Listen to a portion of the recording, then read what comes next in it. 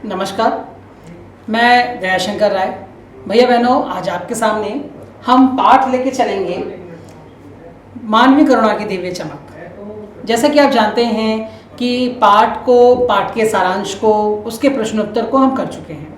आज हम प्रस्तुत पाठ जो है इसके क्वेश्चन को आपके सामने लेके प्रस्तुत हुए हैं। ठीक है, तो ये पाठ आप ध्यान से सुनेंगे।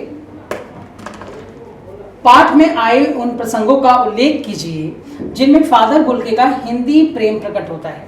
क्वेश्चन आपसे ये किया गया है, ऐसा कौन सा कारण था कि जब फादर बुल्के भारत देश में आए और उनको हिंदी के प्रति प्रेम कैसे उमड़ा। हम देखेंगे प्रश्न उत्तर के साथ इसके अंदर आपके सामने एक चीज निकलेंगी। देखिए, फादर बुल्के के हिंदी प्रेम के कई प्रसंग इस पाठ में आए हैं, जैसे इलाहाबाद। अब देखिए, मुझे पता है आपकी नजर जाएगी इलाहाबाद पे। इलाहाबाद का ये जो शब्द है भैया बहनों गलत है। इलाहाबाद, इसकी जो है स्पेलिंग वो इस तरह है, इलाहाबाद।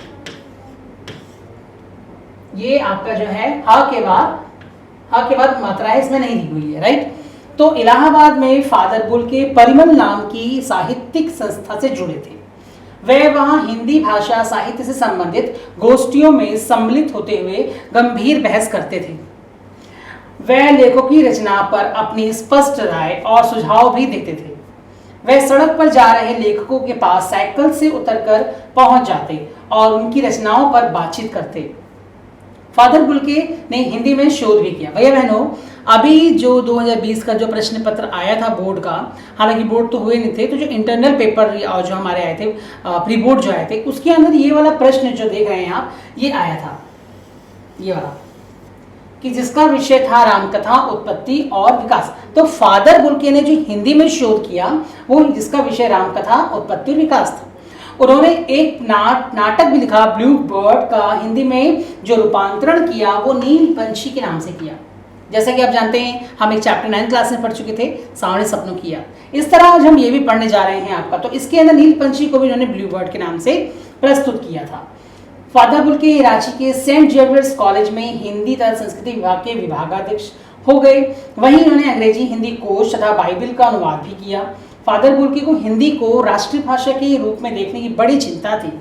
वे हर मंच पर इस चिंता को प्रकट करते। आपको मैंने पहले भी पाठ में पढ़ाया है कि फादर बुल्के को बहुत चिंता हुई कि भारत देश के लोग भारतीय हिंदी का प्रयोग क्यों नहीं करते हैं या हिंदी से पीछे क्यों हटते हैं। ये बहुत बड़ी समस्या थी उस वक्त, लेकिन फादर बुल्के हिंदी समाज को लेकर इसको आगे बढ़ना चाहते थे।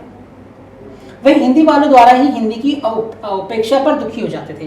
कहने का मतलब है कि लोग यहाँ पे हिंदी को पसंद नहीं करते थे, अंग्रेजी बोलते। आपको ही पता है, सन 1947 के बाद जब भारत आज़ाद हुआ तो अधिकार अंग्रेजी का ज़्यादा था, जिसके दबदबे के कारण हमारा ये भारत देश हिंदी नहीं बता सका। लेकिन सन 1949 में जब हिंदी को एक राष्ट्र दर्जा मिला, उसके बाद हिंदी का प्रभुत्व धीरे धीरे प्रस्तुत होने लगा।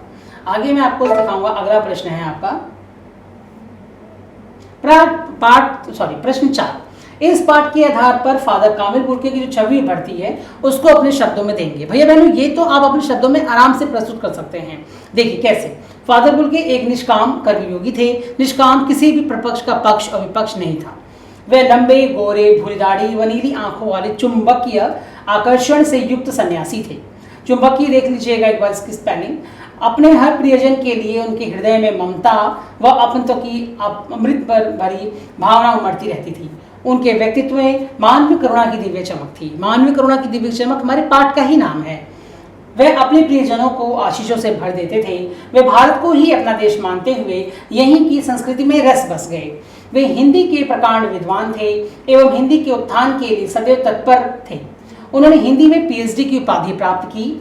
ये आपके लिए बड़ा इंपॉर्टेंट है क्वेश्चन भैया बहनों, कि इसको समझना आपके लिए बहुत ही इंपॉर्टेंट है। हिंदी में इन्होंने PhD की उपाधि प्राप्त की और बाद में ये जो ब्लू बर्ड था बाइबिल का हिंदी में अनुवाद किया। फादर बुल्के जो हैं आपके स्नेही जनों से व्यक्तिगत सुख दुख का ध्यान रखते थे। वे रिश्ते बनाते थे और तोड़ते नहीं थे। उनके सांत्वना भरे शब्दों से लोगों का हृदय प्रकाशित हो उठता है। अपने व्यक्तित्व की महानता के कारण ही वे सभी के लिए श्रद्धा के पात्र थे। आगे क्वेश्चन नंबर 5। लेखक ने फादर बुल्के को मानवीय करुणा की दिव्य चमक क्यों कहा। आखिर लेखक जो थे वो फादर बुल्के को क्यों कहते हैं। आंसर देखिए अब आपके सामने। लेखक ने फादर बुल्के को मानव करुणा के दिव्य चमक इसलिए कहा क्योंकि फादर के हृदय में मानव मात्र के प्रति करुण असीम भावना विद्यमान थी। उनके मन में अपने एवं प्रियजन के प्रति ममता, अपनत्व का भावना उमड़ता रहता था। वे लोगों को अपने आशीषों से भर देते थे। उनकी आंखों की चमक में असीम वात्सल्य तैरता रहता था। भाई बहनों, ये सबसे इंपॉर्टेंट है। वात्सल्य का मतलब होता है जैसे हम बच्चे से प्रेम करते हैं, राइट? किस प्रकार प्रेम करते, बच्चे से प्रेम था। वात्सल्य एक जिस प्रकार माँ अपने बच्चे से करती है, पिता अपने बच्चे से करता है, उसी प्रकार फादर बुल्के लोगों से और वहाँ के समाज के द्वारा उसे प्रस्तुत करते थे। आगे ये जो प्रश्न है, आगे वे लोगों को सुख दुख में शामिल होकर उनके प्रति सहानुभूति प्रकट करते थे तथा उन्हें सांत्वना भी देते थे। लोगों का कष्ट उनसे देखा नहीं जाता था, वो लोगों के कष्ट को देखते ही नहीं थे और उनके हृदय में अपना वर्चस्व जमाते थे। फादर बुल्के ने सन्यासी परंपरागत छवि से अलग एक नई छवि प्रस्तुत की है। कैसे? प्राय सन्यासी सांस्कारिक मोह माया से दूर रहते थे, जबकि फादर ने ठीक उसकी विपरीत छवि प्रस्तुत की। परंपरागत सन्यासियों के परिपाटी का निर्वहन न कर वे सबके सुख दुख में शामिल होते। एक बार जिसे रिश्ता बना लेते उसे कभी तोड़ते नहीं। सबके प्रति अपनत्व, प्रेम और गहरा लगाव रहते। लोगों के घर आना जाना नित्य प्रति काम था। इस आधार पर कहा जा सकता है कि फादर बुल्के ने सन्यासी की परंपरागत छवि से अलग छवि प्रस्तुत की है। वो सन्यासी नहीं थे, वो परंपरागत छवि से अलग छवि प्रस्तुत की है। एक पिता की तरह थे, कोई ढोंगी सन्यासी या पंडित या किसी प्रकार के ऐसे व्यक्ति नहीं थे जो उनको लोग मान सकें। उनके अंदर ही एक ऐसी भावना थी जो लोगों को वो प्रस्तुत करता था, राइट? आशय स्पष्ट करिए, नम आंखों को गिनना सही फैलाना है या फादर यार को याद करना उदास। इन दोनों प्रश्नों के अंदर जो पहला प्रश्न है नम आंखों को गिनना स्याही फैलाना है, इसमें क्या बताया गया है कि जस्ट लाइक आप हिंदी में मान के चलिए कि जब उनकी मृत्यु हुई तो वहां पे उनको देखने के लिए काफी लोग उमड़ गए। इसलिए बताया गया काफी स्याही फैलना, अत्यधिक लोगों का आना। तो प्रस्तुत पंक्ति का आशय यह है कि फादर बुल्के की मृत्यु पर वहां उपस्थित नम आंखों वाले व्यक्तियों को नामों का उल्लेख करना सिर्फ स्याही की को बर्बाद करना है। उन्होंने कहने का आशय यह है आंसू बहाने वाली संख्या इतनी अधिक थी कि गिनना संभव नहीं था। ऐसा भैया बहनों आज की तिथि में बहुत ही कम होता है। फादर को याद करना एक उदास शांत संगीत जैसा क्यों है? क्योंकि ऐसे व्यक्ति जो अब जा चुके हैं उनको याद करके आज हम कैसे प्रस्तुति करें अपनी, इसके लिए हमारे पास संकट है। रचना और अभिव्यक्ति में आपके विचार से बुल्के ने भारत आने का मन क्यों बनाया होगा? क्यों? हमारे भारत देश का जो गौरवशाली इतिहास है, यहाँ की सभ्यता है, यहाँ की संस्कृति है, जीवन दर्शन है, सत्य अहिंसा प्रेम को देखते हुए उन मुनियों से प्रभावित होकर वीडियोस ट्यूब में देख के तब उन्होंने भारत आने का मन बनाया।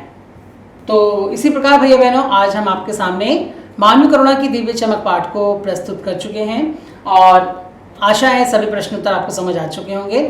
हम आज इस चैप्टर का अंत करेंगे और अगली बार आपके लिए नई कक्षा का नया पाठ लेके आएंगे। आशा है आप सभी को समझ आ गया होगा। धन्यवाद।